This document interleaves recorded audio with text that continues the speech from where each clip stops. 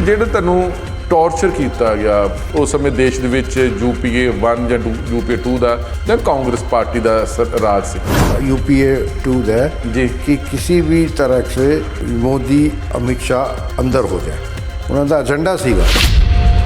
सबसे पहले जो गोली चली थी वो आतंकवादियों ने चलाई थी।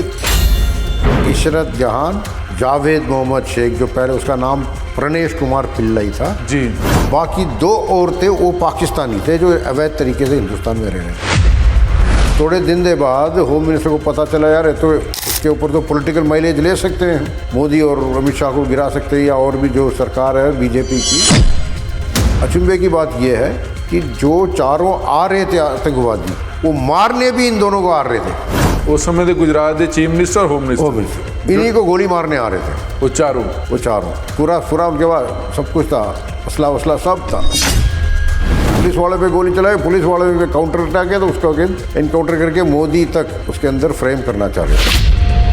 CBI का IG जो जांच कर रहा था उसने मेरे को जब टॉर्चर किया था, टॉर्चर करने से पहले प्यार से बात कर रहा था, मान जाओ ये दे दोगे वो दे देंगे फलाना। मैंने कहा ये सच पे कैसे, सच के विरुद्ध कैसे, वो देश के विरुद्ध कैसे जा सकता है? राष्ट्र सर्वोपरि है मेरे लिए। तो इनोसेंट है, उसको मारने आ रहे थे और उसके पुलिस ने जब काम किया तो तुम उसी को फंसा रहे हो।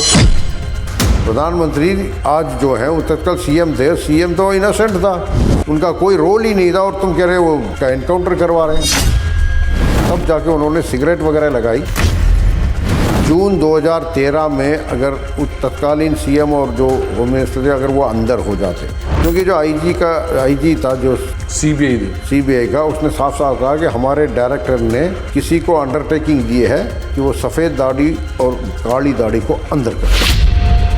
सफेद दाढ़ी कौन था और काली दाढ़ी कौन सी उस समय? CM थे और HM थे। जो अमित शाह जी वो काली दाढ़ी बोलते थे, तो उनका मुझे नहीं पता था, उनका अपने हिसाब से बोलने का तरीका था।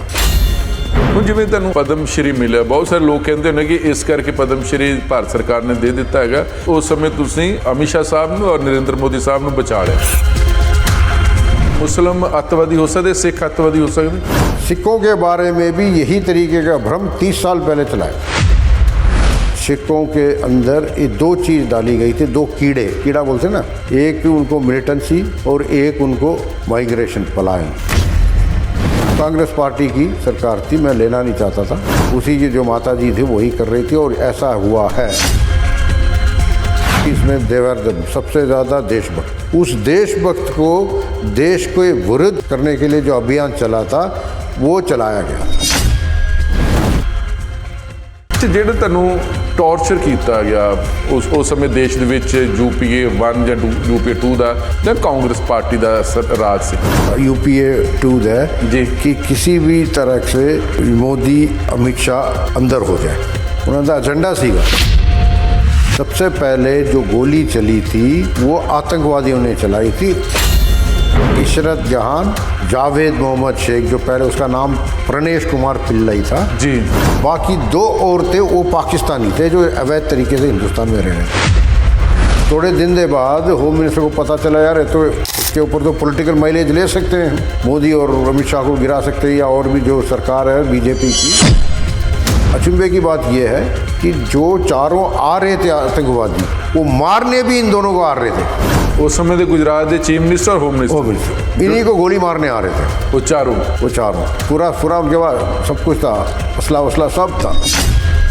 पुलिस वाले पे गोली चलाई, पुलिस वाले पे काउंटर अटैक किया तो उसका एनकाउंटर करके मोदी तक उसके अंदर फ्रेम करना चाह रहे थे। CBI का IG जो जांच कर रहा था उसने मेरे को जब टॉर्चर किया था, टॉर्चर करने से पहले प्यार से बात कर रहा था, मान जाओ ये दे दोगे वो दे देंगे फलाना। मैंने कहा ये सच पे कैसे, सच के विरुद्ध कैसे, वो देश के विरुद्ध कैसे जा सकता है? राष्ट्र सर्वोपरि है मेरे लिए। तो इनोसेंट है, उसको मारने आ रहे थे और उसके पुलिस ने जब काम किया तो तुम उसी को फंसा रहे हो। प्रधानमंत्री आज जो है वो तत्काल CM थे, CM तो इनोसेंट था, उनका कोई रोल ही नहीं था और तुम कह रहे हो वो एनकाउंटर करवा रहे हैं। तब जाके उन्होंने सिगरेट वगैरह लगाई। जून 2013 में अगर उस तत्कालीन सीएम और जो होम मिनिस्टर थे अगर वो अंदर हो जाते, क्योंकि जो आईजी था जो सीबीआई का, उसने साफ साफ कहा कि हमारे डायरेक्टर ने किसी को अंडरटेकिंग दी है कि वो सफ़ेद दाढ़ी और काली दाढ़ी को अंदर करे। सफेद दाढ़ी कौन था और काली दाढ़ी कौन सी उस समय? सीएम थे और एचएम थे। जो अमित शाह जी वो काली दाढ़ी बोलते थे, तो उनका मुझे नहीं पता था, उनका अपने हिसाब से बोलने का तरीका था। ABC ਪੰਜਾਬ ਵਿੱਚ ਤੁਹਾਡਾ ਸਭ ਦਾ ਸਵਾਗਤ ਹੈ। ਮੈਂ ਹਾਂ ਤੁਹਾਡੇ ਨਾਲ ਜਗਤਾਰ ਸਿੰਘ ਤੇ ਅੱਜ ਅਸੀਂ ਦੇਸ਼ ਦੀ ਉਸ ਮਾਣਮੱਤੀ ਪਰਸਨੈਲਿਟੀ ਦੇ ਨਾਲ ਗੱਲਬਾਤ ਕਰਾਂਗੇ ਜਿਹੜੇ ਦੇਸ਼ ਦੇ ਅੰਦਰ ਭਗਵਾ ਅੱਤਵਾਦ ਜਾਂ ਹਿੰਦੂ ਅੱਤਵਾਦ ਜਾਂ ਮੁਸਲਿਮ ਅੱਤਵਾਦ ਜਾਂ ਖਾਲਿਸਤਾਨ ਮੁੱਦੇ ਤੇ ਵੀ ਉਹ ਚੰਗੀ ਤਰ੍ਹਾਂ ਸਮਝ ਰੱਖਦੇ ਨੇ। ਦੇਸ਼ ਦੇ ਵਿੱਚ ਇੱਕ ਬਹੁਤ ਫੇਮਸ ਇਨਕਾਊਂਟਰ ਹੋਇਆ ਸੀ ਇਸ਼ਰਤ ਜਹਾਂ ਕਾਂਡ। ਉਸ ਵਿੱਚ ਵੀ ਉਹਨਾਂ ਦੀ ਇਨਵੈਸਟੀਗੇਸ਼ਨ ਜਾਂ ਉਹਨਾਂ ਤੇ ਦਬਾਅ ਪਾਇਆ ਗਿਆ ਸੀ। ਪੁਲਿਸ ਨੇ ਉਹਨਾਂ ਨੂੰ ਟੌਰਚਰ ਵੀ ਕੀਤਾ ਸੀ। 2026 ਦੇ ਵਿੱਚ ਭਾਰਤ ਸਰਕਾਰ ਵੱਲੋਂ ਉਹਨਾਂ ਨੂੰ ਸਿਵਲ ਸੇਵਾਵਾਂ ਦੇ ਵਿੱਚ ਵੱਡਾ ਯੋਗਦਾਨ ਦੇਣ ਦੇ ਬਦਲੇ ਉਹਨਾਂ ਨੂੰ ਪਦਮ ਸ਼੍ਰੀ ਦੇ ਨਾਲ ਨਵਾਜਿਆ ਗਿਆ ਸੀ ਤੇ ਉਹ ਅੱਜ ਸਾਡੇ ਖਾਸ ਮਹਿਮਾਨ ਨੇ ਪਦਮ ਸ਼੍ਰੀ RVS ਮਣੀ ਸਾਹਿਬ। ਬਹੁਤ ਬਹੁਤ ਸ਼ੁਕਰੀਆ, ਸਵਾਗਤ ਜੀ ਆਇਆਂ ਨੂੰ। थैंक यू वेरी मच, धन्यवाद जी, बहुत बहुत शुक्रिया जी। ਕਿਉਂਕਿ ਤੁਸੀਂ ਤਾਮਿਲਨਾਡੂ ਤੋਂ ਸਰਵਿਸ ਤੁਹਾਡੀ ਦਿੱਲੀ 'ਚ ਹੋਈ ਆ, ਪੰਜਾਬੀ ਸਮਝ ਲੈਂਦੇ ਹੋ, ਬੋਲ ਲੈਂਦੇ ਹੋ ਕਿ ਮੈਂ ਹਿੰਦੀ ਦੇ ਵਿੱਚ ਗੱਲ ਕਰਾਂ?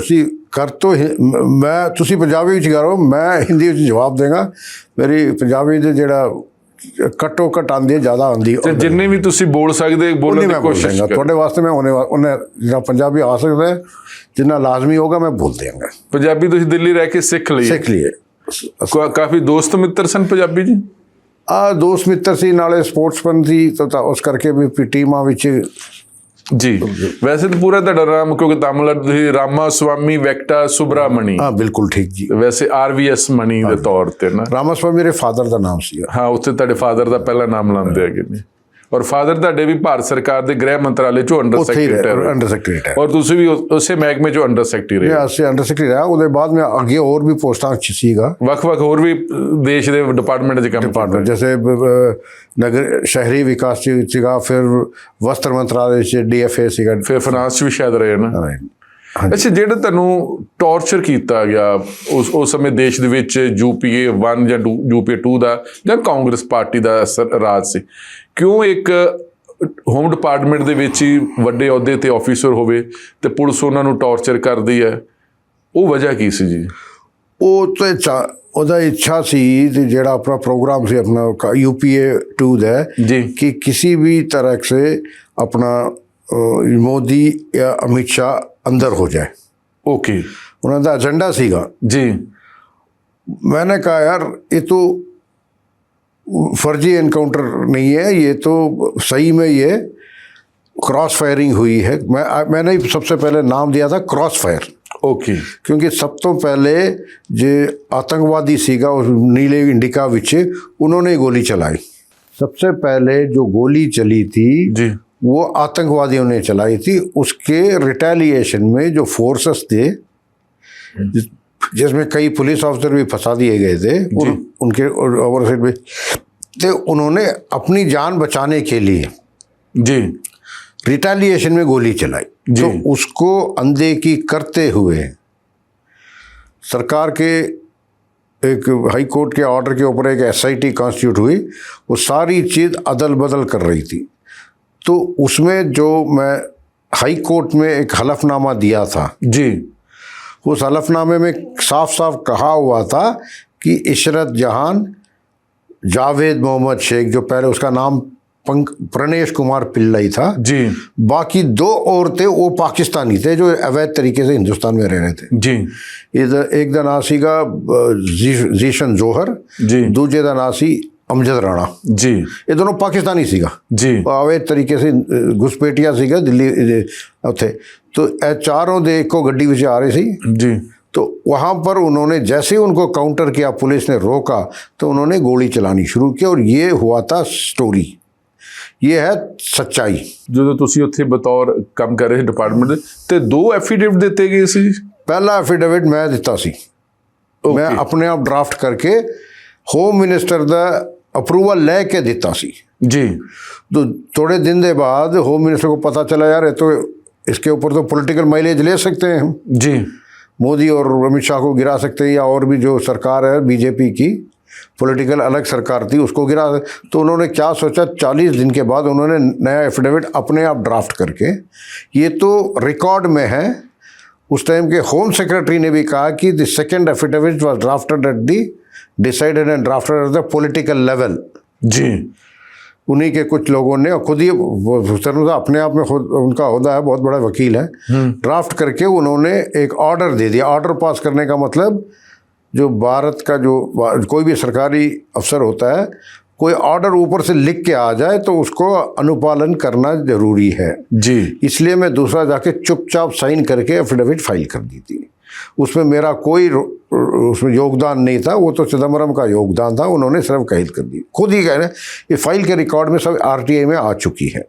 तो ये हुआ था। दूसरे में उसको कहा कि वो टेररिस्ट नहीं है और ये एनकाउंटर हुआ है और इस एनकाउंटर को सीबीआई को इन्वेस्टिगेट करना चाहिए। इसीलिए जो कन्फ्यूजन की वजह से गुजरात हाई कोर्ट ने एक एसआईटी फॉर्म किया।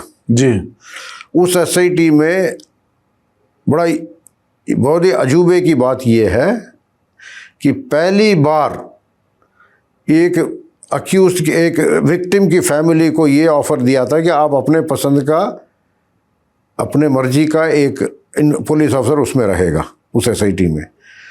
उस पुलिस ऑफिसर ने किया, बाकी लोगों को काम नहीं करने दिया, उसके खुद की कन्फेशन है, और खुद जाके उसको कर लिया और सारी ऊट पटांग करने लगा। जो स्टेशन हेड थे आईबी के, जिन्होंने ये जनरेट किया था, कि बड़ा अचंभे की बात यह है कि जो चारों आ रहे थे आतंकवादी, वो मारने भी इन दोनों को आ रहे थे।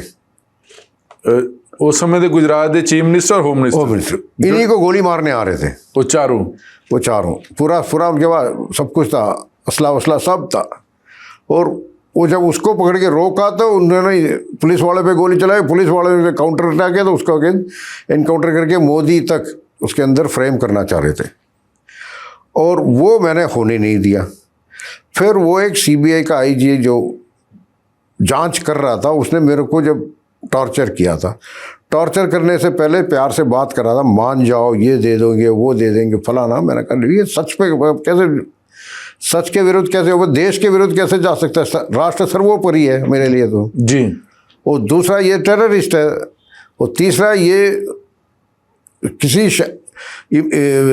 ऑनेस्ट आदमी को, किसी आदमी को जो इनोसेंट है, उसको मारने आ रहे थे, और उसके पुलिस ने जब काम किया तो तुम उसी को फंसा रहे हो। प्रधानमंत्री आज जो है, वो तत्काल सीएम थे, सीएम तो इनोसेंट था, उनका कोई रोल ही नहीं था, और तुम कह रहे हो वो इसका एनकाउंटर करवा रहे हैं। तो ये सारी झूठ मैं मर गया। तो तब जाके उन्होंने सिगरेट वगैरह लगाई, पहले प्यार से काफ़ी 3-6-7 घंटे प्यार से बताया गया।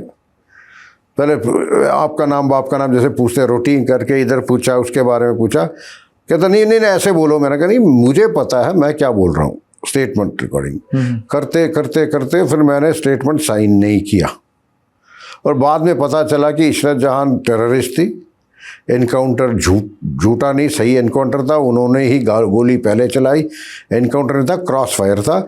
ये सब तो काफ़ी दिन बाद आया, मगर उस वक़्त जून 2013 में अगर तत्कालीन सीएम और जो होम मिनिस्टर थे, अगर वो अंदर हो जाते, क्योंकि जो आईजी था, जो सीबीआई का, उसने साफ साफ कहा कि हमारे डायरेक्टर ने किसी को अंडरटेकिंग दी है कि वो सफ़ेद दाढ़ी और काली दाढ़ी को अंदर कर देंगे। सफ़ेद दाढ़ी कौन था और काली दाढ़ी कौन सी उस समय? सीएम थे और एचएम थे, जो अमित शाह जी, वो काली दाढ़ी बोलते थे।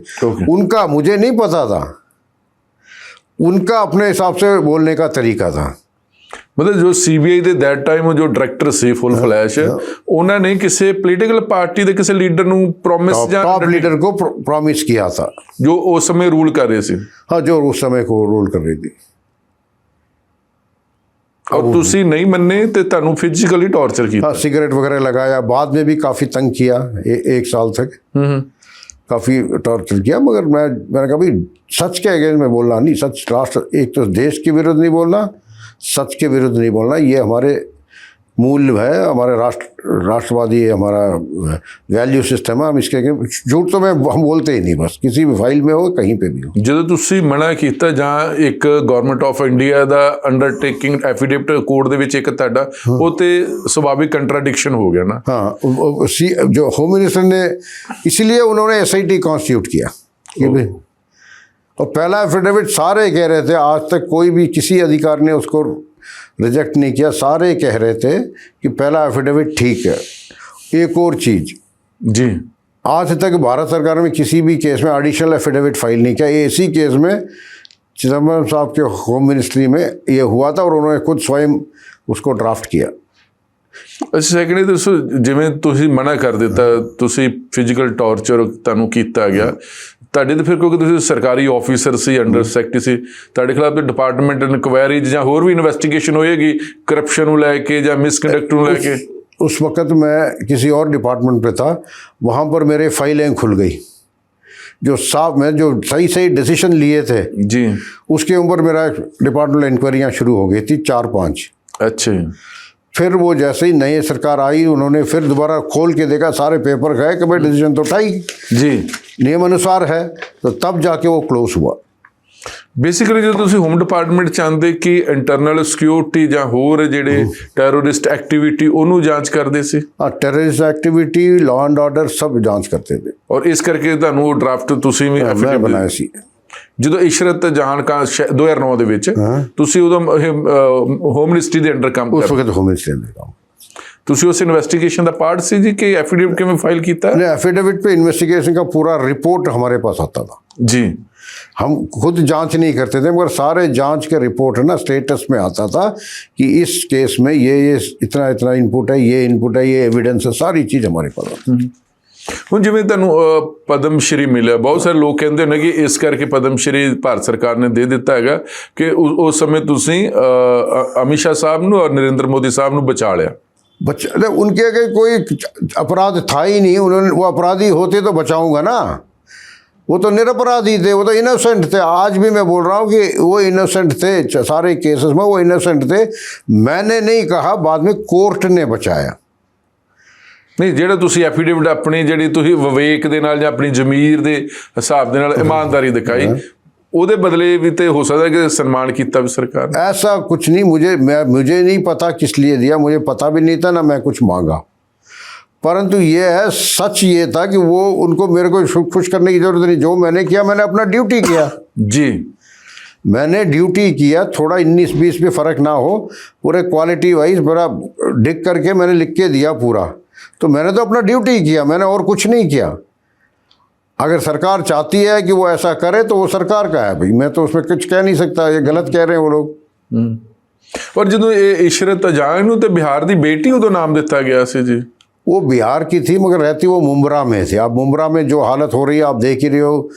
अभी भी एक म्यूनसिपल कमिश्नर जो भी है आई थी, काउंसलर आई है, अपने पीछे कहता है मैं पूरे मुंब्रा को हरी वाली झंडी लगवा दूंगी जी। तो मुंब्रा में गढ़ है उनका, तो कई लोगों से मुसलमान आके वहीं रहते हैं, और उन्होंने ऐसे किया है। वहाँ पर ये भी रहती थी और ये रेडिकलाइज हो गई थी। उस यहाँ तक लिखा है मैंने कि किस किस जगह पे जाकर उसने कहाँ आर्म्स खरीदे इस काम के लिए, पूरा डिटेल है मेरा एफिडेविट में। मतलब ये सारा गोधरा कांड तो बाद ही एपिसोड हो जाने, गोधरा कांड के बाद ही एपिसोड हुआ। और गोधरा कांड में भी बाद में जब 2009 में इसका एक हाई कोर्ट में एक एफिडेविट आई थी, मैं सरकार को बोला था, तब 2009 में भी एक और एफिडेविट दिया है गोधरा कांड में। देखो गोधरा कांड ने 100 साबरमती एक्सप्रेस में, साबरमती एक्सप्रेस में भी एक वो आदमी फिर कन्विक्शन हो गया था, बिलाल के हाजी बिलाल के उसने अपने गेस्ट हाउस में, लॉज में, स्टेशन के सामने लॉज थी जी, 140 लीटर पेट्रोल जमा करके रखा था। साबरमती एक्सप्रेस आई तो वहाँ तक वो ले नहीं जा पाए, इतने देर में तो 140 लीटर। तो लोगों ने ट्रेन खींच के, फिर ट्रेन रुकी, दोबारा खींचने के बाद तब जाके 140, ये तत्व है मेरे एफिडेविट में है जी। तो वो तो 2009 जनवरी में ही मैंने कर रखा है ये। जी जी। तो मतलब ये जो सारा इशरत जहान एपिसोड है एक पॉलिटिकल, बिल्कुल पॉलिटिकल नैरेटिव थी। पॉलिटिकल नैरेटिव थी। और सिर्फ दो बंदिਆਂ ਨੂੰ टारगेट करना सी। ऐसा नहीं था, क्योंकि वो एक समुदाय के, देखो वो निष्पक्ष काम कर रहे थे। आज भी मोदी जी को कोई कहे कि एंटी मुस्लिम है, ये इज़ नॉट एंटी मुस्लिम, वो निष्पक्ष है, तत्वों के आधार पे काम करते हैं। आज भी अमित शाह जी को बोलो तो वो तत्वों के आधार पे काम करते हैं, गलत है तो गलत है।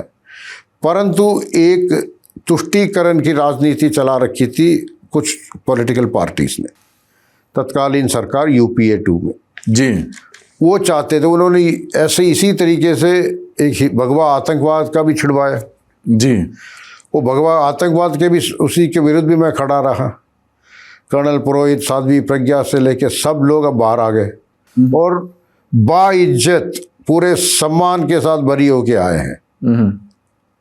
को न्यायपालिका से आए, कोई थर्ड पार्टी से, कोई न्यूट्रल आदमी, न्यायपालिका को न्यूट्रल मानते हैं, बड़े इसका सम्मानजनक तरीके से सब बाहर है।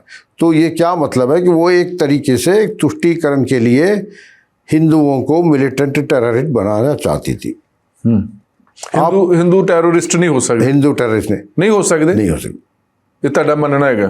मेरा मानना नहीं, पेपर नहीं है, कोई वायलेंट एक्सट्रीमिज्म का कोई भी रिकॉर्ड नहीं है। मुस्लिम अतवादी हो सकते, सिख अतवादी हो सकते? सिखों के बारे में भी यही तरीके का भ्रम 30 साल पहले चलाया था। अच्छा जी। बड़े इतवा की बात है, वो तत्कालीन मेरे पिताजी वहाँ होम मिनिस्ट्री में थे जी, उनको पता है। उन्होंने बताया कि ये तरीके से कैसे सिखों के अंदर ये दो चीज़ डाली गई थी, दो कीड़ा बोलते ना जी, एक उनको मिलिटेंसी और एक उनको माइग्रेशन, पलायन और मिलिटेंसी दोनों डाल के, वो भी तब वही कांग्रेस पार्टी की सरकार थी, मैं लेना नहीं चाहता था। उसी की जो माता जी थी वही कर रही थी और ऐसा हुआ है। इसके ऊपर मैं कई बार बोल चुका हूँ, मैंने एक आध इंटरव्यू भी दिया है। नहीं, आपकी एक जो रीसेंटली किताब बई है दलाल ਉਹਦੇ ਵਿੱਚ ਵੀ ਜ਼ਿਕਰ ਹੈ, ਉਹਦੇ ਵਿੱਚ ਵੀ ਜ਼ਿਕਰ ਹੈ। ਤੁਸੀਂ ਕਹਿੰਦੇ ਜਿਹੜੇ ਸਿੱਖਾਂ ਨੂੰ ਬਦਨਾਮ ਕਰਨ ਵਾਸਤੇ ਉਸ ਸਮੇਂ ਦੀ ਹਕੂਮਤ ਨੇ ਪੂਰਾ ਪਲਾਨ ਸੀ ਉਹਨਾਂ ਦਾ।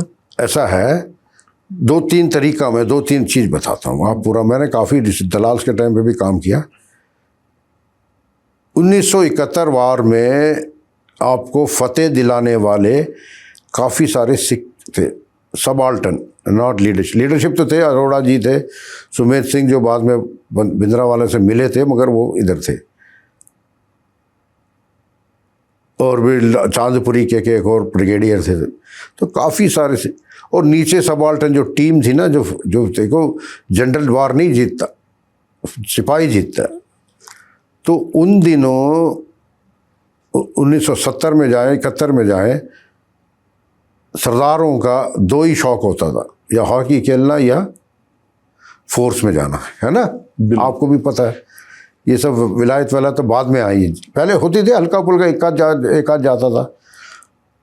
उसको कैसे रिड्यूस करने के लिए, उनको फोर्स में जाने से डिसअफेक्ट करने के लिए सिखों के विरुद्ध एक अभियान चलाया।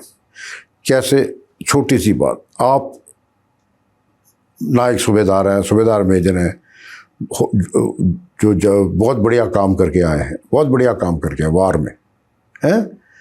जब आप पिंड में आओगे ना एनुअल लीव में, पहले वाले दिन तो फिर सब लोग बाग सारे गांव में सब आपकी सामान वगैरह करेंगे। अगले दिन ये हुआ है, ओल्ड टाइमर, आप गांव में जाके, अपने पंजाब से हो, जाके पूछो उसको, जाके सुबह दरोगा जी बोलेंगे, साहब कोई कांस्टेबल आएगा, दरोगा जी बुला रहे हैं। सुबह 10 बजे बुलाया और शाम को 4 बजे से कहते जी कुछ नहीं, आज कल सुबह आ जाओ। 3 दिन ऐसे करोगे तो पिंड में उसका क्या इज्जत रह जाती है, जितनी इज्जत वगैरह। तो इस करके क्या हुआ, सिख यूथ में, नेक्स्ट जनरेशन में जी, फोर्स के विरुद्ध एक तरीके से डिसअफेक्शन हो गया। ये हुआ, ये मैंने दलाल में थोड़ा कैप्चर किया। मतलब इंडियन आर्मी ਦੇ ਵਿੱਚ ਸਿੱਖ ਨਾ ਜਾਣ, इस करके सारा प्लान, आर्मी नहीं, फोर्सेस, बाकी सारे CRPF सब फोर्स, जो भी पैरामिलिट्री फोर्स और इंडियन आर्मी, ये तरीके से किया गया। ये मैंने दलाल में इसका बयाना दिया है। और तेरे फादर साहब जो होम डिपार्टमेंट से रह चुके हैं, उन्होंने भी जिक्र कर दे रहे। दूसरा, पलायन की कीड़ा डाल दिया। वो पलायन में विलायत जाने के चक्कर में पता नहीं क्या क्या लोगों ने ज़मीन बेच दी, खेत बेच दिए, सब बेच दिया। कुछ अच्छे सेटल हो गए और कुछ नहीं हो पाए। कबूतर वाले रूट, कौन सा रूट करते हैं, डंकी वाले रूट, सारे तरीके के रूट लगा के आज भी उसका कीड़ा चला हुआ है, आज भी कीड़ा चला हुआ है। और कभी आप, कुछ लोग तो बेचारे जाए ही नहीं और अपने घर वालों से बिछड़े हुए 40-40 साल तक बात नहीं कर रहे, गायब है। वो कहाँ रह रहे हैं, कैसे रह रहे हैं, किसी दिन आप मेरे साथ चलो, मैं आपसे उनको मिलाता हूँ। और ਤੁਹਾਡੇ ਕੀ ਪਿਤਾ ਜੀ ਤੁਹਾਨੂੰ ਦੱਸਦੇ ਸੀ ਕਿ ਕੀ ਉਹ ਸ਼੍ਰੀ ਦਰਬਾਰ ਸਾਹਿਬ ਗੋਲਡਨ ਟੈਂਪਲ ਤੇ ਜੋ ਅਟੈਕ ਸੀ ਉਹ ਰੋਕਿਆ ਜਾ ਸਕਦਾ, ਕਿਉਂਕਿ ਚਰਚਾ ਕਿ ਰੋਕਿਆ ਜਾ ਸਕਦਾ ਸੀ। देखो, विकल्प था और जरूरी नहीं है कि पैटर्न टैंक लेके अंदर घुसो। ठीक है, तुमसे संभला नहीं जा रहा था, बिल्कुल था, मगर क्या पानी, बिजली और सीवेज, फूड सप्लाई सब बाहर से ही जाता था ना। फूड सप्लाई आप नहीं रोक पाए, कड़ा प्रसाद के ले जाते थे। पानी बिजली रोक दो, 6 दिन 7 दिन में गर्मी का मौसम, जून का महीना, बाहर आ जाते। ਉਹ ਕੀ ਵਜ੍ਹਾ ਹੋ ਸਕਦੀ ਤੁਹਾਡੇ ਹਿਸਾਬ ਦੇ ਨਾਲ? अरे वो आई डो नॉट नो, मैं कम्युनल लाइन्स पे जाना नहीं चाहता, न पॉलिटिकल पार्टी के नहीं जाना चाहता। 84 में 3 जून को ये किस्सा हुआ, उसके बदला होते ही जो भी इसने किया था वो मारी गई। ठीक है, उसके बाद जो रायट्स में मारा गए 6, मुझे तो कई बार आश्चर्य होता है कि ये सरदार लोग कैसे तो कांग्रेस को वापस ला देते हैं। मैं कमेंट नहीं कर रहा, उनका अपना है। इतना ज़्यादा उनको हेट करती है a particular, because I do not know the situation now. 1970s में देवर सबसे ज़्यादा देशभक्त थे। उस देशभक्त को देश को विरुद्ध करने के लिए जो अभियान चला था वो चलाया गया था। ये हो सकता है, आप मान सकते हो, आपके पास पूरा प्रमाण है। और यही मैंने दलाल्स में कैप्चर किया, काफ़ी कुछ, बाकी और भी चीज़ें हैं। मतलब उस दलाल जो ਤੁਹਾਡੀ ਕਿਤਾਬ ਉਹਦੇ ਜਿਹੜੇ ਸਿੱਖ ਲੀਡਰशिप ਸੀ ਉਹਨਾਂ ਬਾਰੇ ਵੀ ਤੁਹਾਡੇ ਵਿਚਾਰ ਕੀ ਨੇ? अरे सिख लीडरशिप उबल के नहीं आई ना, काफ़ी लोग तो कॉम्प्रोमाइज़ हो चुके थे, पैसे से कॉम्प्रोमाइज़ हो गए। पैसा दिया गया है, पैसा पंप किया गया है, क्या हुआ क्या नहीं, कुछ नहीं। सिख लीडरशिप में भी काफ़ी कुछ थे कि Sikh terrorism can be resolve, and if somebody can resolve it, it is Amit Shah. क्योंकि वो जो दृढ़ निश्चय होती है ना, रेसोल्यूशन, वो रेसोल्यूट, जैसे नक्सलाइट ख़त्म कर दिया, हुर्रियत ख़त्म कर दिया, नॉर्थ ईस्ट में काफ़ी पीस है, सब कुछ। तो ये नेतृत्व अगर रखें तो मुझे लगता है कि ये हो जाएगा, कोई प्रॉब्लम नहीं है। मतलब ਜਿਹੜੇ ਤੁਸੀਂ ਦੱਸਿਆ ਕਿ ਜਿਹੜੇ ਦੇਸ਼ ਭਗਤ ਸੀ ਸਿੱਖਾਂ ਨੂੰ ਦੇਸ਼ ਵਿਰੋਧੀ ਬਣਾਇਆ ਗਿਆ, ਇੱਕ ਪੂਰੀ ਪ੍ਰੀ ਪਲਾਨਡ ਇੱਕ ਪੋਲੀਟੀਕਲ ਤੌਰ ਤੇ ਸਾਜ਼ਿਸ਼, ਪੋਲੀਟੀਕਲ ਪ੍ਰੋਸੈਸ था एक।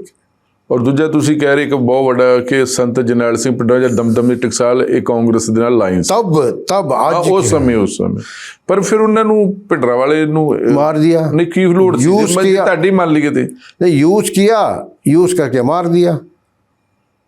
आप इंदिरा वाले ऑफ 1979 एंड इंदिरा वाले ऑफ 1984 देखे ना, यूज करते गए, जितना यूज करना था करके मार दिया।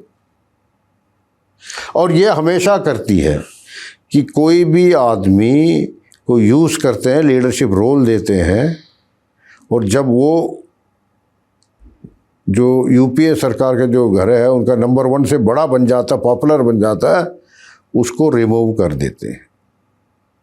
ਲੋਕ ਤੁਹਾਨੂੰ ਕਹਿੰਦੇ ਨਹੀਂ ਹੈਗੇ ਕਿ ਤੁਸੀਂ ਬੀਜੇਪੀ ਪੱਖੀ ਹੋ, ਮੋਦੀ ਭਗਤ ਹੋ, ਅਮਿਤ ਸ਼ਾਹ ਭਗਤ ਹੋ, ਔਰ ਕਾਂਗਰਸ ਵਿਰੋਧੀ ਹੋ ਜਾਂ ਗਾਂਧੀ फैमिली ਦੇ ਵਿਰੋਧੀ हो? मेरे को कुछ भी कहे, मैं तो सच बोलता हूँ। उनको कहने दो, अगर उनके पास ऐसा है तो वो अपना तत्व लाके मेरे सामने रखे ना, तत्व के प्रमाण के साथ। जैसे अभी राहुल गांधी ने किसी को टेरर क्या गद्दार बोला था ना, देशद्रोही। हाँ, मेरा दोस्त गद्दार आ रहा, ਬੇਨ ਸਿੰਘ ਦੇ ਗ੍ਰੈਂਡਸਨ ਨੂੰ, ਰਵਨੀਤ ਸਿੰਘ ਬਿੱਟੂ ਨੂੰ। गद्दार कैसे हो गया भाई? उसका पिताजी और उसका ग्रैंडफादर को जो भी था, ਬੇਨ ਸਿੰਘ बेन सिंह थे, सीएम थे, उसमें भी मेरा कोई काफ़ी योगदान है, तो उस पता है उस केस के बारे वो में। एक उसमें गवर्नमेंट ऑफिसर आई विटनेस थे, वो भी आपके सरनेम था? हाँ, मेरा ही था। आप ही थे कि कोई और थे? मैं ही था। अच्छा, आप ही थे। हाँ, तो आपका क्या ਉਹਦੇ ਵਿੱਚ ਕੀ ਰੋਲ ਸੀ ਤੁਹਾਡਾ? देखो ऐसा है, मैं सच सच बताता हूँ, वो एक टॉप सीक्रेट फाइल में थी, उसके बारे में हम बोल नहीं सकते कि अंदर क्या थी। मैं पढ़ भी नहीं सकता था क्योंकि मेरे डिवीज़न की फाइल नहीं थी, किसी और डिवीज़न की फाइल थी। जैसे मैं एक्स डिवीज़न में हूँ, वो जेड डिवीज़न की फाइल जी। और वीआईपी सिक्योरिटी डिवीज़न वगैरह देखती थी, मैं तो काउंटर टेररिज्म देखने वाला।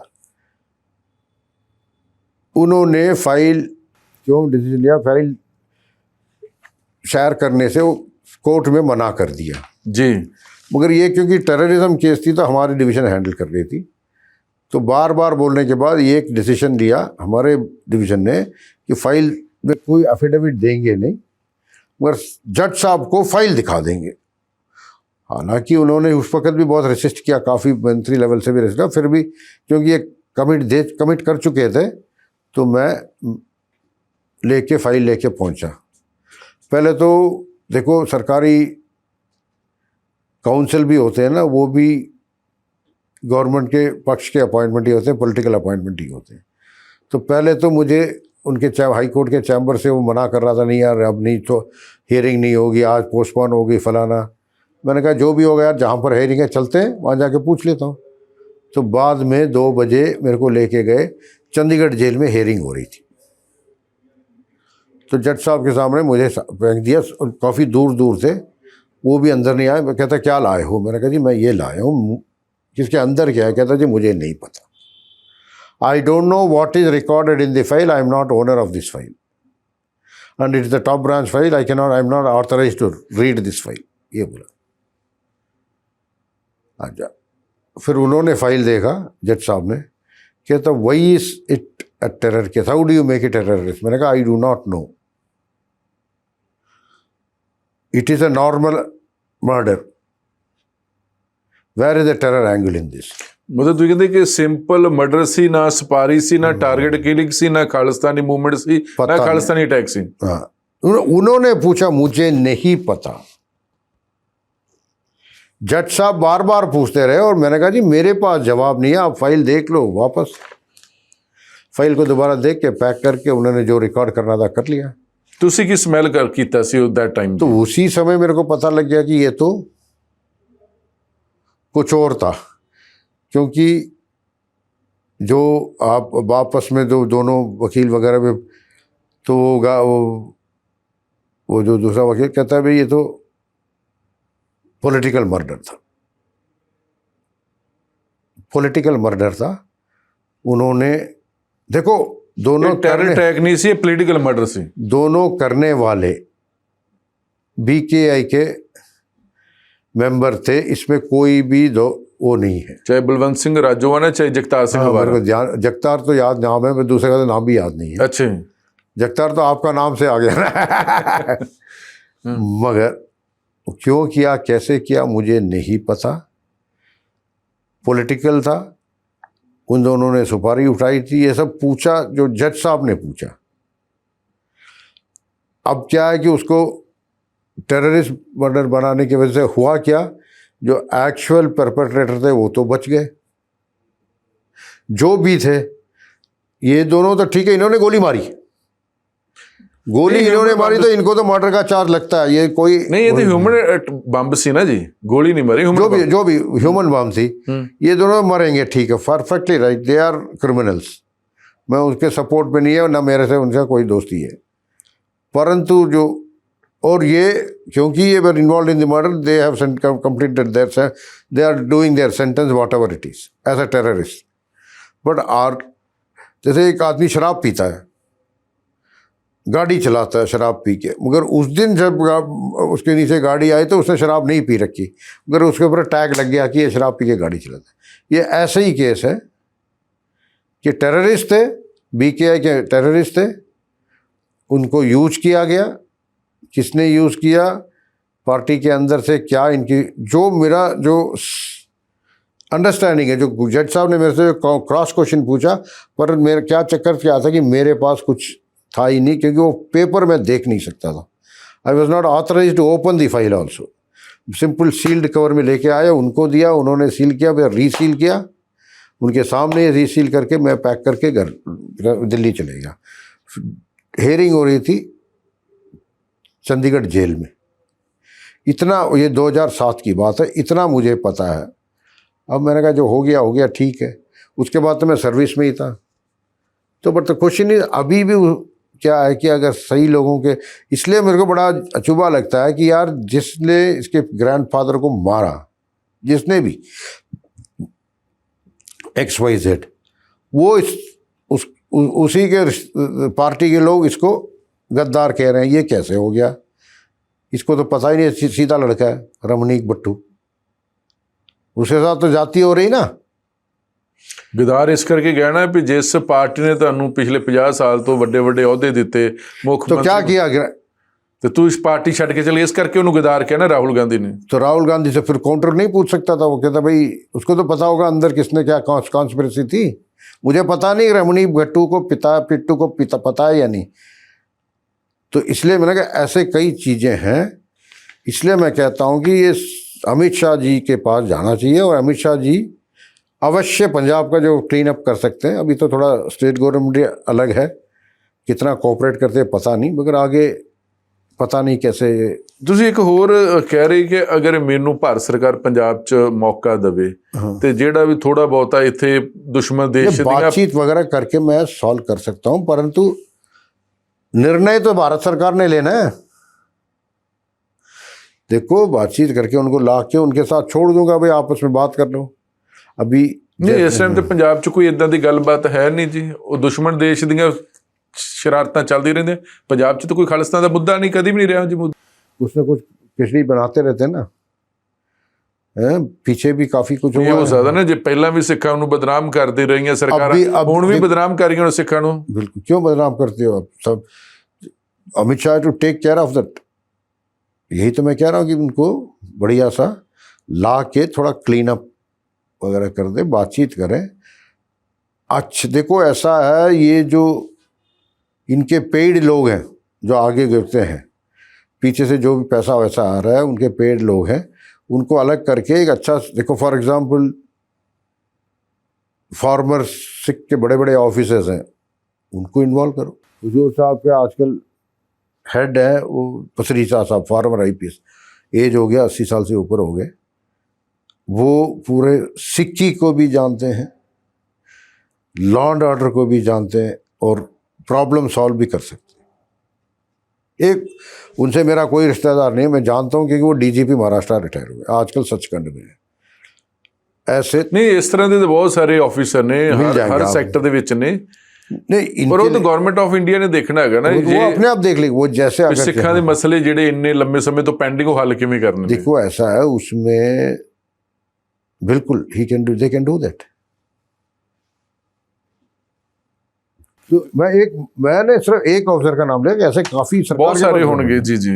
और जो सिक्की भी जानते हैं, ये नहीं कि भाई अफसर बन गए तो सिक्की के बारे में छोड़ दिया, ऐसे कोई नहीं है। काफी लोग अच्छे इन्वॉल्व हैं, है ना, तो मतलब तरीके से कर सकते हैं।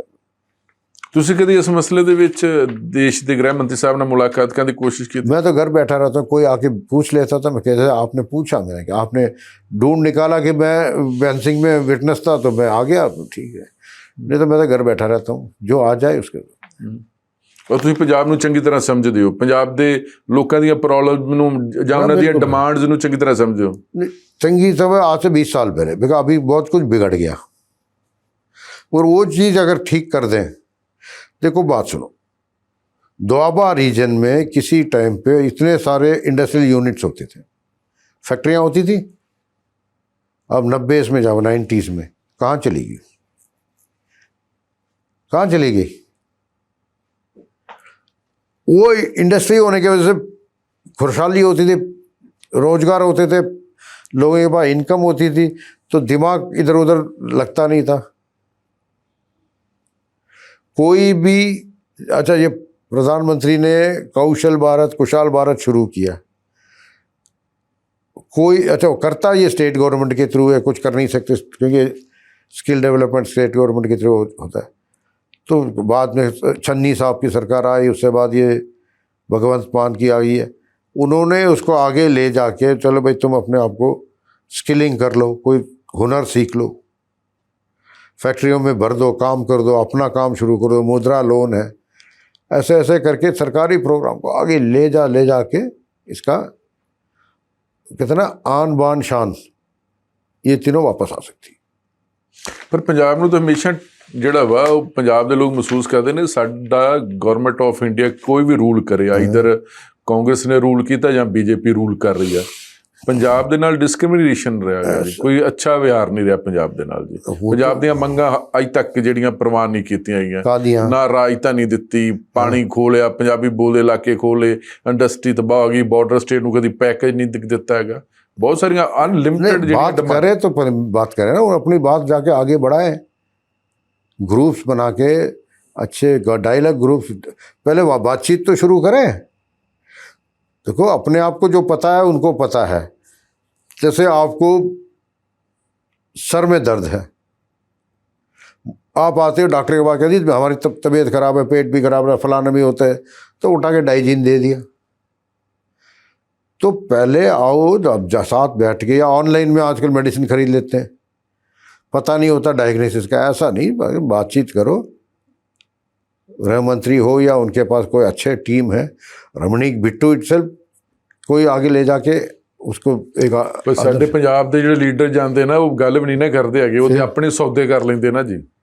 उसका हम कुछ नहीं कर सकते, बट बिट्टू साहब तो ऐसे नहीं है। नहीं, मैं बिट्टू दी नहीं गल कर रहा, मैं वैसे एक बनी हुई है मिथ भी है और एक ट्रुथ भी है कि पंजाब ਦੇ ਜਿਹੜੇ ਲੋਕਾਂ ਨੂੰ ਫਤਵਾ ਦਿੰਦੀ ਪੰਜਾਬ ਦੀ ਜਨਤਾ, ਉਹ ਪੰਜਾਬ ਦੀ ਗੱਲ ਘੱਟ ਕਰਦੇ ਨੇ, ਆਪਣੇ ਪੇਟ ਵਾਸਤੇ ਜ਼ਿਆਦਾ ਗੱਲ ਕਰਦੇ ਨੇ। वो तो गलत बात है ना, वो तो जिसने ये तो फिर तो वो तो इंडिविजुअल ईमानदारी के ऊपर आ जाती है ना। ਤੇ ਕੁੱਲ ਮਿਲਾ ਕੇ ਜਿਹੜੇ ਤੁਸੀਂ ਕਹਿ ਰਹੇ ਕਿ ਜਿਹੜਾ ਪੰਜਾਬ ਦੇਸ਼ ਦੇ ਅੰਦਰ ਜਾਂ ਖਾਲਿਸਤਾਨੀ ਮੂਵਮੈਂਟ ਜਾਂ ਹਿੰਦੂ ਟੈਰਰ ਜਾਂ ਮੁਸਲਿਮ ਟੈਰਰ, ਇਹ ਸਾਰੇ ਪੋਲੀਟੀਕਲ ਹੀ ਲੋਕਾਂ ਦੀ ਦੇਣ ਆ। पॉलिटिकल लोगों की देन। अब कश्मीर में टेररिज्म कम हो गई, आम आदमी जा सकता है। नहीं, पहले भी जाते थे लोग, पहले जानते थे, मगर किसी वक्त का इतना ज़्यादा डर लगा रखा था। साफ सुथरा 370 हटने के बाद साफ हो गया। नक्सल एरिया आप छत्तीसगढ़ चले जाओ, आज इतना पीसफुल है कि रात को 11 बजे भी नारायणपुर से खंकेड़ जा सकते हो गाड़ी चला के। आज से जब पुरानी सरकार थी तो कंकेड़ तो आउट ऑफ इंडिया था, दांतेवाड़ा बस्तर वगैरह बहुत ही बुरी हालत थी। ऐसे ही नॉर्थ ईस्ट में मैं अभी पीछे गया हुआ था लास्ट अप्रैल 2025 में, इतना बढ़िया खुशहाली है, और गुवाहाटी का तो कायाकल्प हो गया। नाउ ईस्टर्न इंडिया में Guwahati is a better city then even the best Calcutta. अब जाके अपने आप अनुभव करें, तो ये तो इसी सरकार ने किया है ना। ਤੁਸੀਂ ਕਹਿ ਰਹੇ ਕਿ ਜਿਹੜੀ ਪਿਛਲੀ ਸਰਕਾਰ ਸੀ ਉਹਨਾਂ ਦੀ ਪੋਲੀਟੀਕਲ ਵਿਲ ਨਹੀਂ ਸੀ। पॉलिटिकल विल नहीं थी, कई चीज़ों में पॉलिटिकल विल नहीं थी, और इस पार्टी ਦੀ ਪੋਲੀਟੀਕਲ ਵਿਲ बिल्कुल है। ਇਹ ਸਾਰੇ ਨੂੰ ਨਾਲ ਲੈ ਕੇ ਚੱਲਦੇ ਨੇ।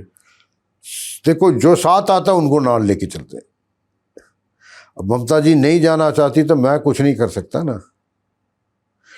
और कुछ लोग कहते हैं बीजेपी के साथ हम नहीं चलेंगे। नहीं, चलो वो स्टेट ਦੀ ਪੋਲਿਟਿਕਸ, ਬੀਜੇਪੀ ਦੀ ਆਪਣੀ ਪੋਲਿਟਿਕਸ ਆ, ਬਾਕੀ ਪਾਰਟੀਆਂ ਦੀ ਆਪਣੀ ਪੋਲਿਟਿਕਸ, ਪਰ ਇਹ ਐਜ਼ ਏ ਨੇਸ਼ਨ ਕਿਉਂਕਿ ਬੀਜੇਪੀ ਰੂਲ ਕਰਦੀ, ਉਹਨਾਂ ਨੂੰ ਤਾਂ ਸਾਰਿਆਂ ਨਾਲ ਲੈ ਕੇ ਚੱਲਣਾ ਚਾਹੀਦਾ ਨਾ। तो नहीं आ रहा तो क्या कर सकते हैं? देखो इन्विटेशन जा सकता है, इन्विटेशन जाने के बाद कोई नहीं आता तो आप क्या करोगे? सरकार कहते हैं भाई मेरा नेशनल डेवलपमेंट में इसमें एक मीटिंग है, जोनल डेवलपमेंट मीटिंग है, हम बुला रहे हैं, बिहार आ गया, उड़ीसा आ गया, बंगाल नहीं आया ईस्टर्न जोन में, क्या कर लोगे? है ना, झारखंड नहीं आ रहा, उड़ीसा नहीं आ रहा, बंगाल नहीं आ रही, तो क्या कर लोगे? तो इसी तरीके से चलता है। अभी वेस्टर्न सेक्टर में तो सारे ही बीजेपी ਪਰ ਬੀਜੇਪੀ ਤੇ ਚਲੋ ਤੁਸੀਂ ਬੀਜੇਪੀ ਦੇ ਸਪੋਕਸਪਰਸਨ ਤਾਂ ਨਹੀਂ, ਲੇਕਿਨ ਤੁਸੀਂ ਬੀਜੇਪੀ ਦੀ ਪਾਲਿਸੀ ਨੂੰ ਚੰਗਾ ਤਰ੍ਹਾਂ ਮੰਨਦੇ ਹੋ ਨਾ? अभी तक, ਹਾਂ, अभी तक ਚਾਹੇ ਤੁਸੀਂ ਬੀਜੇਪੀ ਜੁਆਇਨ ਨਹੀਂ ਕੀਤੀ। मैं ज्वाइन नहीं किया, मैं किसी पॉलिटिकल पार्टी का नहीं हूं। ਪਰ ਬੀਜੇਪੀ ਤੇ ਜਿੱਥੇ ਨਾਨ ਸਟੇਟ ਬੀਜੇਪੀ ਰੂਲ ਨੇ, ਚਾਹੇ ਪੰਜਾਬ ਆ, ਚਾਹੇ ਸਾਊਥ ਵਾਲੇ ਤੁਹਾਡੇ ਨੇ ਤਾਮਿਲਨਾਡੂ ਆ, ਜਾਂ ਕਰਨਾਟਕਾ, ਜਾਂ ਫਿਰ ਬੰਗਾਲ ਆ, ਉੱਥੇ ਤੇ ਸਾਰੇ ਪਰੇਸ਼ਾਨ ਨੇ ਸੈਂਟਰ ਸਰਕਾਰ ਦੀ ਇੰਟਰਵਿਊ ਤੋਂ। तमिलनाडु में कहाँ परेशान है, खूब इन्वेस्टमेंट जाती है, काफ़ी स्कीम अनाउंस नहीं होता, पहले उनके ऑफिसर्स लेके पहुंच जाते हैं प्रपोजल लेके, जी हमें दे दो। ਸਟਾਲਿਨ ਸਾਹਿਬ ਤਾਂ ਬਹੁਤ ਪਰੇਸ਼ਾਨ, ਉਹਨਾਂ ਤੋਂ ਗਵਰਨਰ स्टालिन साहब वैसे पॉलिटिकल ਤੰਗ ਕਹਿੰਦੇ, ਗਵਰਨਰ ਬਹੁਤ ਤੰਗ ਕਰਦੇ ਨੇ। गवर्नर कैसे तंग करते? देखो, गवर्नर का एक गरिमा होता है, गवर्नर का काम है संविधान की रक्षा करना। जब आप गवर्नर स्पीच में संविधान के विरुद्ध प्रतिपालन करते हुए कुछ ऐसा स्टेटमेंट दे दोगे, कुछ भी, देखो उसको वो अगर कहता है कि मैं ये नहीं करूँगा, तो तंग करने वाली बात कहाँ होगी? Because constitution is supreme. यही चीज़ बंगाल में हुई, इधर तमिलनाडु में और एक और जगह हुई थी, केरला में। केरला में भी भाई इंटेग्रिटी और नेशनल इंटेग्रिटी को तो गवर्नर कॉम्प्रोमाइज़ नहीं कर सकता ना। ਅੱਛਾ, ਕਿ ਮੈਂ ਹੋਰ ਕਹਿ ਰਿਹਾ, ਜਿਹੜਾ ਤੁਸੀਂ ਕਹਿੰਦੇ ਹਿੰਦੂ ਅੱਤਵਾਦ ਜਾਂ ਭਗਵਾਂ ਅੱਤਵਾਦ, ਇਹ ਵੀ ਨਾਮ ਦਿੱਤਾ ਗਿਆ ਸੀ, ਇਹ ਵੀ ਸਾਜ਼ਿਸ਼ ਹੀ ਜੀ? बिल्कुल ये साजिश थी, और ये ISI और INC का फिक्स्ड मैच थी, मैं ओपनली कहता हूँ। और पहले ISI और इंडियन नेशनल कांग्रेस के साथ मिलके, ये कोई प्रूफ नहीं कि इल्जाम आप है? जाके मेरे साथ बैठ जाओ साहब, एक एक तत्व निकाल के देखो। ਕਿ ਤੁਸੀਂ ਇੰਨੀ ਬੋਲਡ ਸਟੇਟਮੈਂਟ ਕਿਵੇਂ ਦਿੰਦੇ ਹੋ? पहले भी दिया है मैंने, 2018 में भी दिया है। ਤੁਸੀਂ ਕਹਿ ਰਹੇ ਕਿ ਮੱਕਾ ਮਸਜਿਦ ਵਿੱਚ ਜਿਹੜਾ ਮੁਹੰਮਦ ਸ਼ਰੀਫੁद्दीन ਜਾਂ ਬਲਾਲ ਸੀ, ਉਹਨਾਂ ਨੂੰ ਬਚਾਉਣ ਵਾਸਤੇ ਹਿੰਦੂਆਂ ਨੂੰ ਦੋਸ਼ੀ ਬਣਾਇਆ ਗਿਆ ਸੀ। बिल्कुल, समझौता में किसको बचाने के लिए क्या दोषी बनाया गया? मालेगांव 2008 में और 2006 में, दोनों में अहले हदीस का कोई ग्रुप था, वो इन्वॉल्व थे। भाई जिनको गलत बताया था वो तो बरी हो गए, मगर सही जो परपेट्रेटर्स थे वो तो बच के भाग गए। ਪਰ ਉਹ ਤਾਂ 2018 ਦੇ ਵਿੱਚ ਬਰੀ ਹੋਏ ਨਾ, ਜਦੋਂ ਸੈਂਟਰ ਦੇ ਵਿੱਚ तब ਬੀਜੇਪੀ तक ਆਈ। दो लोग नहीं, बरी तो पीछे का केस से ही हुआ ना। ਪਰ ਉਹ ਇਨਵੈਸਟੀਗੇਸ਼ਨ ਤੇ ਬਹੁਤ ਮੈਟਰ ਕਰਦਾ ਹੈ ਨਾ। इन्वेस्टिगेशन क्या बैठ गया? ਇਨਵੈਸਟੀਗੇਸ਼ਨ ਪ੍ਰਭਾਵਿਤ ਹੋ ਜਾਂਦੀਆਂ ਨੇ, ਪੋਲੀਟੀਕल इंटरवीन हो जाती है। नहीं, ऐसा नहीं है। 2015 में इन्होंने कोशिश किया, तब भी पॉलिटिकल नहीं माना, कोर्ट ने किया, लकोटिया साहब ने किया, जो NIA का जज है, उन्होंने कितने दिन खींचा, और उसमें क्या कहा है इन्वेस्टिगेशन? चितकला जुट्शी, मैं ये बता रहा हूँ, मालेगांव ब्लास्ट में Chitkala additional chief secretary home court में आके स्टेटमेंट देती है कि मैंने जो प्रोसिक्यूशन सैंक्शन किया था मंत्री पे कहने पे किया था। इससे बड़ा कोई जो होम मिनिस्टर था कांग्रेस का, जो कांग्रेस NCP का होम मिनिस्टर था, उसके डायरेक्शन पे मैंने लिख के दिया, ये कोर्ट के अंदर उसका स्टेटमेंट है। तो ऑफिसर तो बदलते रहते ना, ऑफिसर नहीं बदलते। पहला कांग्रेस सरकार दी बोली बोलते, आजकल नहीं, वो तो रिटायर हो गए, उसको क्या प्रेशर, वो तो रिटायर हो गए, पड़ी हुई नागपुर में, वो तो रिटायर हो गई ना नागपुर में। ऑफिसर निरपक्ष होंगे ने जी? बिल्कुल होते कोई हैं। उन्होंने पॉलिटिकल प्रेशर नहीं कोई होता, प्रेशर नहीं होता, रूलिंग पार्टी का कोई प्रेशर नहीं होता। कुछ होते हैं 10% 20% जो शिफ्ट करते हैं, अदरवाइज कुछ शिफ्ट करते हैं, कुछ दोनों तरफ से लॉयल होते हैं। आज सरकार इधर किया तो इधर हो गए, कल उधर किया उधर हो गए, मगर मेजॉरिटी ऑफिसर्स निष्पक्ष होते हैं। पर ਅਜਿਹੇ ਕੇਸਾਂ 'ਚ ਤਾਂ ਹੀ ਜਿਹੜੇ ਤੁਸੀਂ ਕਹਿੰਦੇ ਕਿ ਉਹ ਹਿੰਦੂ ਟੈਰਰ ਨਹੀਂ ਹੁੰਦੇ, ਉਹ ਤਾਂ ਹੀ ਬਰੀ ਹੋ ਗਏ ਨਾ ਜੀ। ਕਦੇ ਵਾਸਤੇ कैसे किवें ਤੁਸੀਂ ਕਹਿੰਦੇ ਹੋ? ਤੁਸੀਂ सरकार बदल देना, सरकार बदल, इन्वेस्टिगेशन थोड़ा ना बदले, वो तो जज साहब तो सब देखते हैं ना, पूरा ट्रेल ऑफ इन्वेस्टिगेशन, पहले दिन के पुलिस डायरी एंट्री से लेके सब कुछ देखते हैं ना, सब कुछ रखी जाती है। तो उसके बाद होगा ना, वो पूछेगा, जज पूछेगा, भाई ये यहाँ तक यहाँ चल रहा है, ये कैसे हो गया, ये कैसे हो गया? और तुम्हारे पास कर्नल पुरोहित का है, कितना बार और क्लीन करके आया। तो इसे ऐसे थोड़ा है, तो इन्वेस्टिगेशन में तो न्यायपालिका तो अपना पूरे एंड टू एंड देखती है, पुलिस डायरी से लेके डायरी एंट्री क्या हुआ, पंचनामा क्या बना, हर चीज़ देखते हैं वो। ਪਰ ਮੈਜੋਰਟੀ ਦਾ ਅਸਰ ਤੇ ਪੈ ਹੀ ਜਾਂਦਾ। ਬਿਲਕਿਸ ਬਾਨੋ ਵਾਲੇ ਮਸਲ ਦੇ ਵਿੱਚ ਬਾਅਦ ਜੇ ਬਾਹਰ ਵੀ ਆ ਕੇ ਰੌਲਾ ਪੈਂਦਾ ਫਿਰ ਅੰਦਰ कर ਜਾਂਦੇ। किसका? बिल्किस बानो वाला केस में एक बात बताओ, तो आपने खोला तो मैं अब उसके बारे में सच बोलता हूँ। देखो, सुप्रीम कोर्ट ने, जब मैं बड़ा सम्मान करता हूँ, सरकार कहती थी कि यहाँ नहीं होगी, सीबीआई इन्वेस्टिगेशन करेगी, ठीक है। सीबीआई इन्वेस्टिगेशन का ट्रायल होगा मुंबई में, ये भी दूसरी बात। आज मैं बोल रहा हूँ, आपने क्वेश्चन पूछा इसलिए। सीबीआई इन्वेस्टिगेशन के बाद जब ट्रायल हुई थी, सेशंस ट्रायल, सीबीआई ने कितने 200 से ज़्यादा विटनेस पेश किए। डिफेंस वालों से 6 विटनेस पहुंचे। क्यों? डिफेंस वालों के पास विटनेस नहीं थे।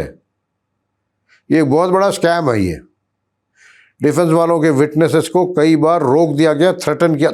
आप बोल रहे ना थ्रेटन, सारे नॉर्मल सिटीजन्स थे, उनको थ्रेटन करके रोक दिया कि मुंबई नहीं पहुंचोगे। ये जाके पूछ लो आप, कौन लोग सी पता नहीं कौन लोग थे, इन्वेस्टिबल होते हैं। अच्छा, सब ऑर्डिनरी आदमी थे, डर डूर के बैठ गए। पर ਉਹਦੇ ਨਾਲ ਉਹਨੂੰ ਜਸਟਿਸ ਮਿਲਿਆ? ਤੁਸੀਂ ਮੰਨਦੇ ਹੋ ਬਾਨੂ ਨੂੰ? बिल्किस बानू का जो उसको जस्टिस से वो ज़्यादा ही मिल गया। तो इसमें कई चीज़ें हैं जो सरकार ने मैनिपुलेट तब किया था। वो पूरा लॉबी थी, एक सेक्युलर लॉबी थी जो सबके विरुद्ध थी, जो हर चीज़ को बदनाम करना चाहती थी। पूरा एक नरेटिव किया जाता था। वो सब हुआ बिल्किस बानू में भी। अब मैंने बोला था 3-4 लोगों को, वो कहता है अभी तो टू लेट। देखो, 105 प्रोसिक्यूशन, 100 से ऊपर प्रोसिक्यूशन विटनेस, 5-6 सिंगल डिजिट पे डिफेंस विटनेस होता है। किसी भी कोर्ट केस में ऐसा नहीं होता। तो अब ठीक है, रीओपन करके देखते हैं क्या होता है। ओरिजिनल ट्रायल जो मुंबई में हुई थी, सीबीआई स्पेशल कोर्ट में हुई थी, उसमें जाके देखो आप। तो ऐसे कई तत्व हैं जिसमें आपको। ਤੁਸੀਂ ਇਹਨਾਂ ਸਾਰੇ ਕੇਸਾਂ ਦੀ ਇਨਵੈਸਟੀਗੇਸ਼ਨ ਦਾ ਪਾਰਟ ਰਹੇ ਹੋ ਜਾਂ ਸੁਣੀਆਂ ਸੁਣਾਈਆਂ ਗੱਲਾਂ ਕਰਦੇ? नहीं, मैं तो पेपर देख के गल करता हूँ। ਤੇ ਪੇਪਰ ਤੇ ਮੈਨੂਪਲੇਟ ਵੀ ਹੋ ਜਾਂਦੇ ਨਾ। 6 विटनेस से ज़्यादा 8वां विटनेस होता है, क्या कोर्ट से जज साहब नहीं लेंगे क्या? ਚਲੋ, ਬਹੁਤ ਬਹੁਤ ਸ਼ੁਕਰੀਆ ਜੀ। Thank you very much. ਔਰ ਫਿਲਹਾਲ ਸਾਨੂੰ ਤਾਂ ਆ ਗਿਆ, ਤੁਸੀਂ ਇਸੇ ਤਰ੍ਹਾਂ ਦੇਖਦੇ ਰਹੋ ABC ਪੰਜਾਬ।